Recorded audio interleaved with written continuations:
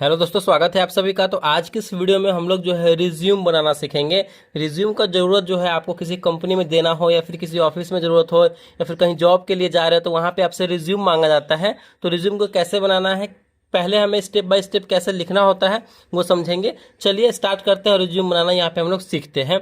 देखिए, रिज्यूम लिख करके पहले जो हमें अपना नाम लिखना है, नेम लिख करके जो आपका नाम होगा वो लिखना है। तो एग्जाम्पल के तौर पे यहाँ हम आपको सभी बताने वाले हैं। नेम लिखेंगे, नेम लिख करके जो है हम क्या करेंगे, तो यहाँ पे अपना नाम लिखेंगे। जो भी आपका नाम होगा वो यहाँ पे आपको जो भी आपका नाम होगा यहाँ पे आपको लिख देना है, ठीक है।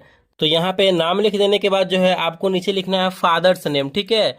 फादर्स नेम लिख करके जो आपके पिताजी का नाम होगा यहाँ पे हमें लिख देना है, ठीक है। तो जैसे कि हम लिख देते हैं, सब एग्जाम्पल के तौर पे हम आपको बताते चल रहे हैं। तो यहाँ पे जो है आपके पिताजी का नाम लिख देना है। तो यहाँ पे मैंने जो है लिख दिया है। चलिए, इतना होने के बाद जो है आपको लिखना है मदर्स नेम। मदर्स नेम में जो आपके माता जी का नाम होगा वो यहाँ पे हमें लिखना है। तो यहाँ पे जो है हम मदर्स नेम भी लिख देते हैं। इस प्रकार हमने मदर्स नेम भी लिख दिया। जो भी आपके माता जी का नाम होगा वो लिखना है। उसके बाद यहाँ पे एड्रेस। एड्रेस में जो हमें वो लिखना है जहाँ पे आप रहते हैं। तो जैसे एग्जाम्पल के तौर पे हम यहाँ पे लिख देते हैं, एग्जाम्पल के तौर पे यहाँ पे हम लिख देते हैं 425 ब्लॉक ए, वार्ड 8, ठीक है। इस प्रकार जो भी आपका एड्रेस होगा वो हमें लिख देना है। जैसे कि आप अगर गांव में रहते हैं तो विलेज करके, पोस्ट ऑफिस करके, पुलिस स्टेशन करके, डिस्ट्रिक्ट करके, इस तरीके से आप लिख सकते हैं, ठीक है। चलिए आगे देखते हैं। देखिए आगे हमारा क्या है, नेशनैलिटी। नेशनैलिटी कहने का मतलब क्या है कि राष्ट्रीयता आपकी क्या है। तो आपकी ऑब्वियसली इंडियन है, तो यहाँ पे हम क्या लिखेंगे, इंडियन लिखेंगे, ठीक है, यानी भारतीय।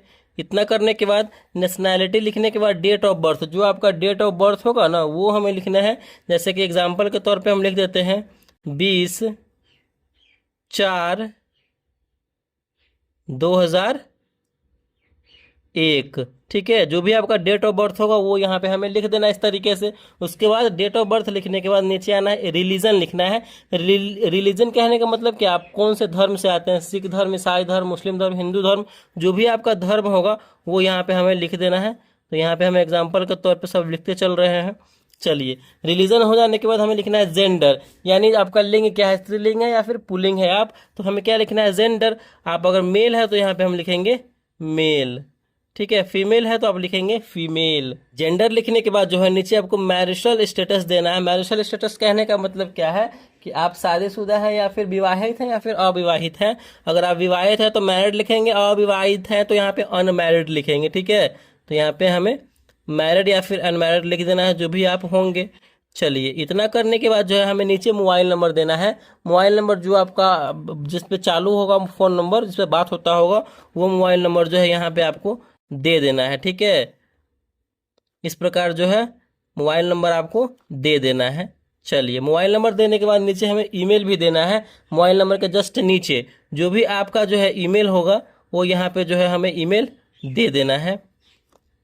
जो भी आपका ईमेल होगा वो यहाँ पे हमें ईमेल लिख देना है। तो इस तरीके से जो है हम ईमेल भी लिख देंगे।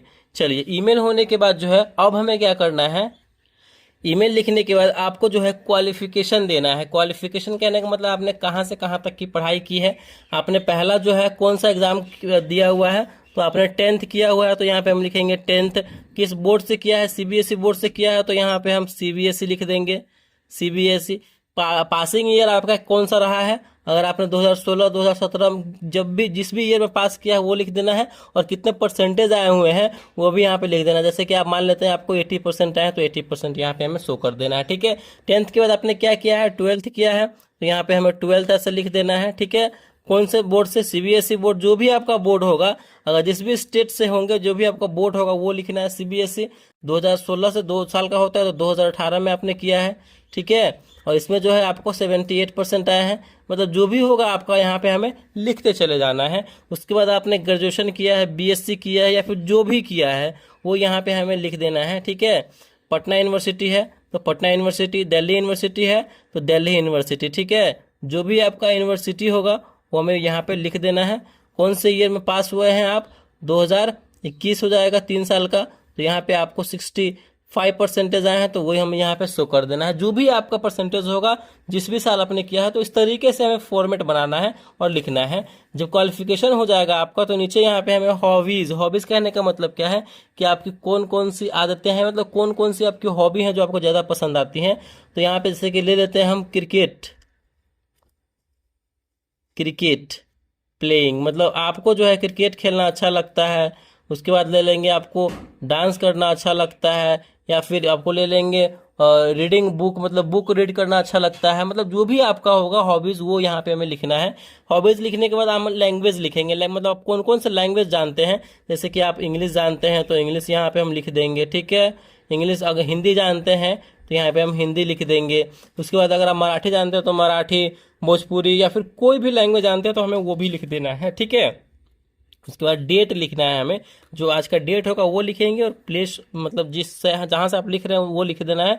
उसके बाद आप साइन भी कर सकते हैं। तो इस तरीके से जो है हमारा रिज्यूम बन के तैयार हो जाता है। और सबसे इम्पोर्टेंट बात, इतना लिखने के बाद जो है आप जहाँ से स्टार्ट किए हैं उसके बगल में जो है, जैसे कि यहाँ से स्टार्ट किए हैं तो उसके बगल में यहाँ पे जो है आप क्या कर देना है, आपको एक फ़ोटो लगा देना है। जो पासपोर्ट साइज फ़ोटो आता है ना, वो यहाँ पे जो है हमें लगा देना है इस तरीके से। तो हमारा जो है फाइनल फुल रिज्यूम बन के जो है तैयार हो गया है।